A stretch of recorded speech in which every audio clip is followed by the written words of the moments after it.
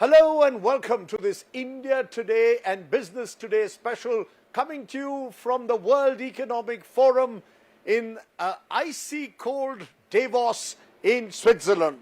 And it couldn't be coming at a more appropriate time because the world is facing arguably its most complex geopolitical and geo-economic challenges since the Second World War.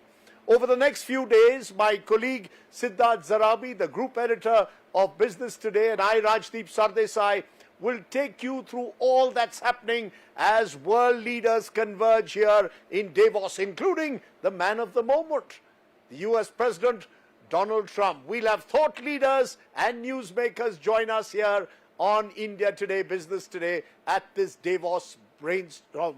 And who better to kick off this special coverage than Borge Brende, the president of the World Economic Forum, the former foreign minister of Norway. Thank you very much, Mr. Brende, for joining us here at the World Economic Forum. You couldn't have chosen, one would argue, a more appropriate time to bring world leaders together, and you've called it the spirit of dialogue.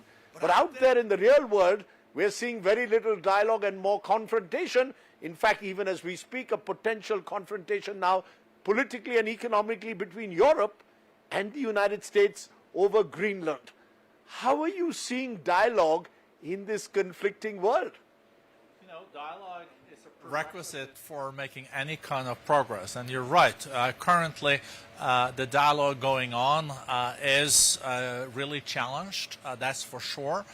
And as you said, we are faced with the most complicated geopolitical backdrop since 1945. But still, in Davos here, we have 65 heads of states and governments, 1,000 of the leading CEOs of the world. So hopefully, by having him here, inside and not outside, because it's pretty cold. That outside is reflecting the geopolitical situation. I think we might make progress on a few issues.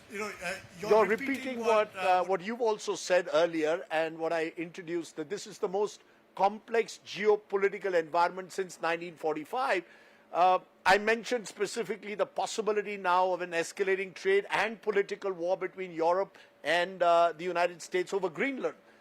President Trump seems to suggest that he is determined to go ahead and get Greenland either by buying it or through coercion. How are you seeing all of that playing out? I come back to it. How do you see dialogue when there is so much of confrontation and unilateralism? So we have seen that some impasses have also been able to be dealt with. So they have been kind of breaking impasses. Look at the situation between the US and China. A little bit less than a year ago, there were tariffs of 150%. They came together, and now Mr. Trump is going on a state visit to China in April. And there are in concrete dialogues, because they found out, both of them, that this decoupling wasn't a good idea because it wasn't possible, because they're so intertwined, these economies. U.S. Depend on Chinese rare earth and what they're manufacturing. And then China also depends on some of the most advanced microchips and semiconductors from the U.S. So it will be very interesting when it comes to Europe and the U.S. this week. All the European leaders are basically here. Trump is coming with almost his full cabinet. Maybe they also break some impasses this week. Who knows? Do you see a solution to this impasse between Europe and the United States? Because Europe is threatening now to use its potential coercive instruments, including the bazooka, and having countervailing tariffs on the United States if the U.S. puts tariffs on Europe. And Greenland is stuck in the middle. It's a country you know well in terms of the fact that because Denmark, a neighbor of Norway, governs Greenland. Is there a solution you see through dialogue at all? Or are we entering a world where might is right and coercion will take over? The United States says might is right, we're going to take it over. You know, when a situation is escalating, it's harder to see how you're going to maneuver out of it. And now there is definitely hard words out there. But, you know, the U.S. and Europe also really are very dependent on each other. It's large trading partners. It's cultural connections for centuries. So let's see now when Mr. Trump arrives on Wednesday. We will have also the key European leaders here. We also will have Zelensky here, so we know there is going to be discussions on Ukraine. It's going to be discussions also on the second phase of Gaza. But it's hard to predict, but maybe the mountain air here, the clear, crisp mountain air will clear everyone's head. Let me turn the focus to India, but continuing from what you've been telling us. The European Union and India are at very advanced stages of a trade deal. And the fact that we've been working on it with the European Union for quite some time, and we might see a culmination of that process. How significant would you think this would be, given that the overall trade framework globally is completely disrupted? So we have seen the European Union also taking a very proactive approach here. Ursula von der Leyen, the president of the Commission, was just in Latin America, still in Sao Paulo yesterday, signing this Mercosur deal with many of the big Latin American countries having a trade deal with Europe. That was not foreseen because there are many difficult issues related to also agriculture. Now I think it's time for India and the EU. There have been also traditionally many challenges there, but I think both of EU and India, and EU is the largest market in the world, still see that there are benefits, and also sending a strong signal if that deal is going to be made. I would say, though, to the trade outlook, we still expect 3% growth in trade this year. So it's not contracting, it's just growing slower than in the past. Trade is like water, it finds its way. You've been to India in the recent past. We already have a pretty unique agreement with the EFTA nations. From your point of view, where do you think India's global trade re-engagement stands today? Do you think it's the right thing in this kind of global trade order? And this is after a time when we walked away from some trade deals around 5-10 years ago. So it is incredible how much economic reforms that have happened in India just the last months that I was expecting, but I thought it was going to happen in the coming decade. I think the situation between the US and India has accelerated some of the political initiatives from the government. I think also, though, down the line, down the road, there will be an agreement between the US and India. But I think India's perspective now is maybe more one of big self-confidence. It's the fastest growing of the large economies in the world, contributing to 20% of the overall global growth. It's incredible. I think in that situation, India can make deals on trade that's in India's interest. I think that is the thing. India will do it when it is in the interest of the long-term development of India. We'll come to India back again, but I want to come back to the elephant in the room. You mentioned that Donald Trump will be here on Wednesday. There'll be European leaders. There'll be leaders from across the world. There's Zelensky there. The fear that many have is that the World Trade Order has been upended, and increasingly the old alignments are also under stress. NATO, for example. What happens tomorrow if Donald Trump goes ahead and takes Greenland? Where does that leave NATO? Where does that leave these old alliances? When you said that this is the most difficult or complex period since 1945, is that in a way that the old order is completely getting disrupted? And where does that leave organizations like NATO? I don't think the old order is totally disrupted.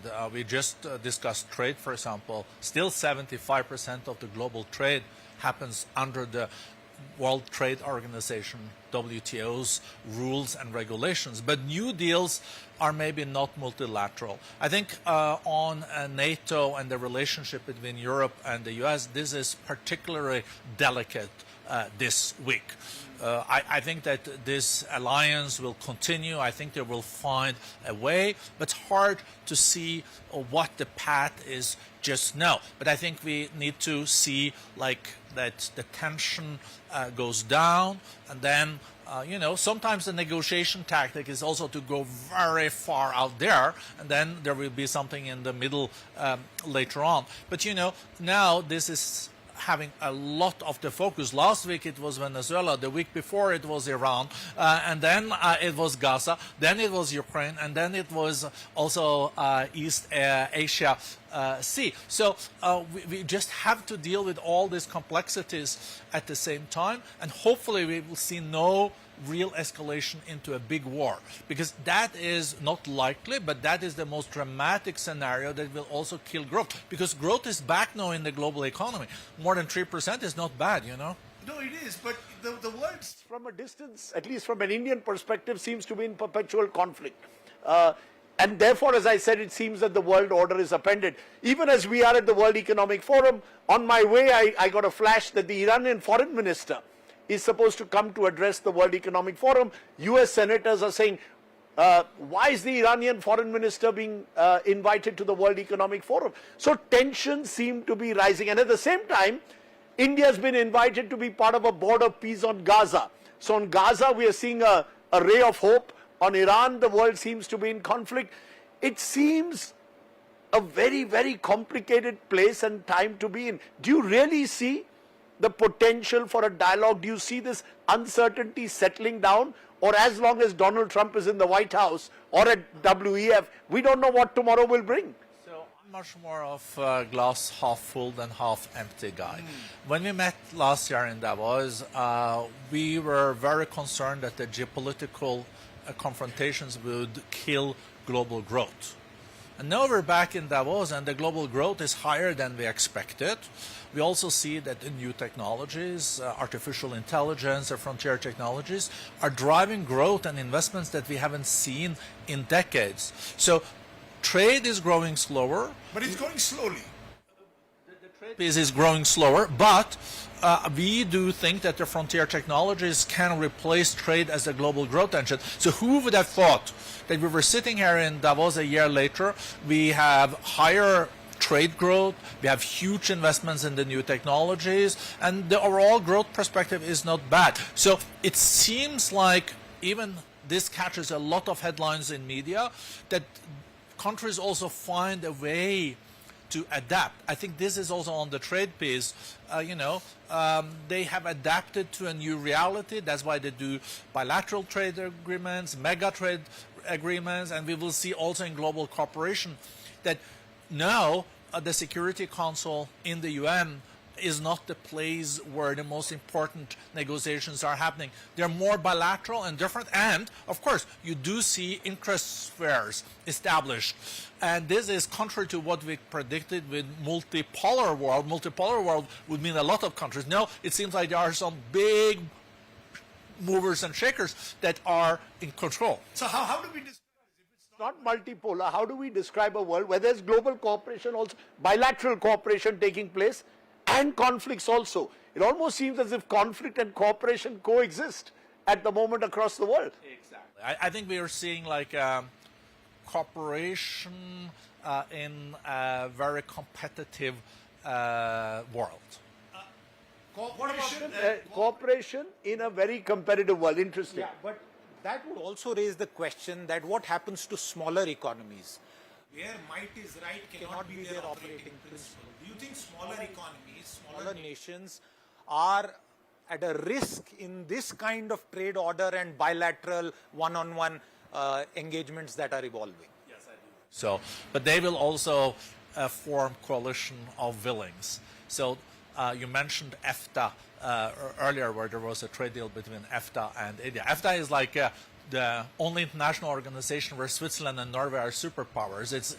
It's Norway, Switzerland, Liechtenstein, and Iceland. But they're like 12th largest economy in the world. They came together and they're forming trade relations under Very fast. under the radar screen. Yeah. And I think the smaller nations will come together. For India, though, is now a big economy. I think it's going to be a $10 trillion economy pretty soon. So India will have now to balance also in this very fragmented, competitive world.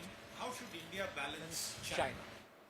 This is, I think, India better to answer than for me. I think India is so far has dealt with a very delicate situation wisely, not rushing it.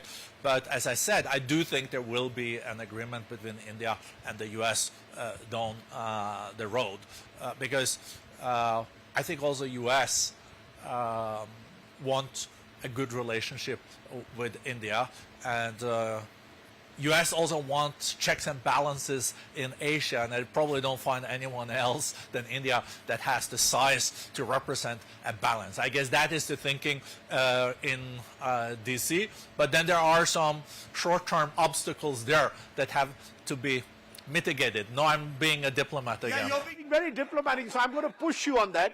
If I were to ask you, Mr. Brende, the top 3 risks, and some of them are part of the discussions that you're having at the World Economic Forum, what would those top 3 risks be to ensuring a more stable world order at the moment, which allows growth, which allows trade across the world, smaller and larger economies? What would be the top 3 risks the world is facing at the moment?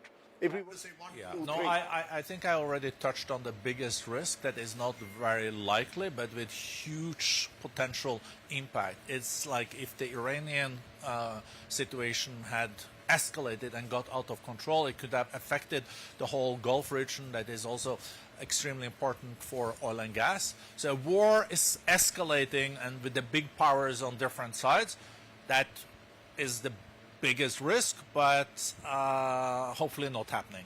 Right. I would say second, probably bubbles in the economy. AI bubble? There can be like AI bubble, it can be a crypto bubble, there can also be a debt bubble, because we are more indebted than any other time since 1945. So many countries have as the biggest expenditure on their state budget is paying on the interest. I would say though bubbles, AI bubble and crypto bubble is easier to handle, because we have had bubbles before. We had the railway bubble, we had the electricity bubble, we had the dot-com bubble, but the technologies are still there. But the debt thing is more affecting the financial system. So that's why we really need a lot of growth moving forward to grow out of it. I would say the third one are like the black swans, like future pandemics. It is like cyber crime, warfare, those things that are the black swans. You're being very diplomatic in the sense that you're not including the man who you're hosting in a couple of days, Donald Trump. He's going to be in power for another 3 years. We don't know what comes next with Donald Trump. Last week it was Venezuela. You take over a country, effectively remove the leader of that country, take over their oil economy, not speaking about human rights or democracy, but speaking about oil. Do you feel that Donald Trump is one of the global risks that the world runs, this Trumpian world order, where we don't know what tomorrow will bring? You become very Trump-focused, huh? Well, I can see all eyes even in Davos. The very fact that Donald Trump has created such a buzz that he's coming here. I mentioned the fact that you've also got, interestingly, Mr. Borge, you've got the Iranian foreign minister coming here. So you've been careful to balance, in a sense, spheres of influence. Or U.S. president is a fact. Yes. And he will be there in the years to come. But in Davos, you know, we also have a lot of other key players. We have, for the first time, the Syrian president. We have President Sisi from Egypt. We have practically 6 out of 7 G7 leaders. But it's true that Donald Trump also attracts a lot of media attention. I think one has to deal with the U.S. administration case by case, and then I think it's totally possible to have a dialogue. I mentioned India-US. I think is going to be solved. I think they're going to find ways also on the tariffs and Greenland. I think we're going to make progress even on, hopefully, on Ukraine and Gaza during this week. So I think we just have to be used to a lot of noise, and then we have to look at it in a systemic way. What can we still do in like a totally different context than we used to operate in? You're making a very interesting point. You're saying the media should perhaps focus less on the noise that comes out, emanates, let's say, from White House, and look at perhaps the other relationships that are being struck quietly under the radar in some instances that actually make the world, you hope, a better place or a more stable order, that don't focus all your attention on what happens in and out of the White House. Am I correct? I couldn't have said it better myself. Interesting. You know, we've just got a couple of moments to go, a couple of minutes. Overall, as you sit here today from your vantage point in Davos, do you believe the world is in a better place in 2026 January than it was a year ago? Or do you believe 2026 will be a decisive year, given the fact, as we said at the outset, we are facing a very complex geopolitical environment? Is 2026 going to be the critical year in a way for the world? The economy looks strong and stronger, been very resilient. But if you ask me about the geopolitics, I think we're worse than last year and better than next year. And is there any particular geopolitical issue that troubles you the most in all these conflicts taking place? Where is we haven't resolved Ukraine. We don't know what will happen next with Iran. There are these spheres of influence that the world is being divided. Is there any particular conflict that you hope in 2026 will be resolved, or at Davos will see an actual breakthrough? Because Greenland is another new frontier that's been opened. I think after almost 4 years, I think the Ukraine war possibly could end this year. I'm not saying it will, but I think if there's willingness, one can find a solution. I think the second steps on Gaza hopefully will be implemented, and we can see also that there will be then investments and start to rebuild the Gaza piece. I'm worried about Sudan. I'm worried about also the situation in a lot of developing countries that don't get that kind of attention because you know all the air is sucked out by some more media-friendly topics. Okay. Let's leave it there, Borge Brende. I think you've given us a sense of a broad overview, and I'm glad that the World Economic Forum is tackling all these issues head-on, whether it's trade, artificial intelligence, or indeed the conflicts that are now dominating the world order, which is why this couldn't be a more important time for the World Economic Forum. And good to have a Norwegian as the head in a way, because you, in a sense, hopefully, will bring the necessary balance to this very friction and faction-ridden world. Oh, thank you. Thank you for the trust. You know, I'm as Indian as I am European. Really? What does that mean? I think the strength of the World Economic Forum, of course I'm biased, but is that we are a truly impartial, independent platform. So we do have the Chinese and the Americans in the same room. We also have the Indians here with a very strong delegation. At the same time, we even have the Pakistani Prime Minister. So it's a unique platform where people meet, not necessarily agreeing, but at least we have the right people in the same room. Thank you very much for joining us.